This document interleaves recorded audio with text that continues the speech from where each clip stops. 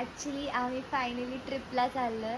ते म्हणतात ना, घरून 4 शिव्या जास्त खाईन पण मित्रांसोबत ट्रिपला नक्की जाईन. तर अगदी तेच म्हणत आम्ही निघालो रतनगडच्या ट्रिपला. खूप दिवसांच्या प्लॅनिंग नंतर शेवटी गाडीत बसलो आणि नेमका धो धो पाऊस सुरू झाला. पण आम्ही काही साधी माणसं नव्हतो. बाप की बिगडी हुई औलाद. पाऊस पडतोय मग ट्रेक तर बनतोच. गणपती बाप्पा मोरया. गाडीत गाणी, डान्स, टाइमपास, फुल धम्माल करत सकाळी रतनवाडीत पोहोचलो. आणि तिथे गाईडने एकदम ब्रेक लावला. रेड अलर्टमुळे गड चढायला मनाई. आता एवढं लांब आलोय तर रिकाम्या हाताने परत कसं जायचं, म्हणून म्हटलं गड नाही तर धबधबाचंही. आणि पोहोचलो वॉटरफॉलला. पण एक गोष्ट लक्षात आलीच नाही, या पावसात तिथलं पाणी कधीही वाढू शकतं. पण खरं सांगू, घरच्या शिव्या जास्त पडणारच होत्या, मग अशा आठवणींसाठी पडले तर काय हरकत आहे.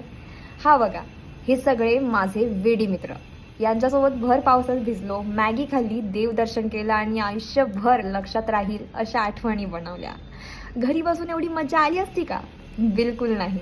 बाकी या ट्रिपमध्ये अजून काय काय झालं ते पुढच्या व्लॉगमध्ये. तोपर्यंत व्लॉग पुन्हा बघा आणि ज्यांनी ट्रिप कॅन्सल केली होती त्यांनी थोडंसं रिग्रेट करा.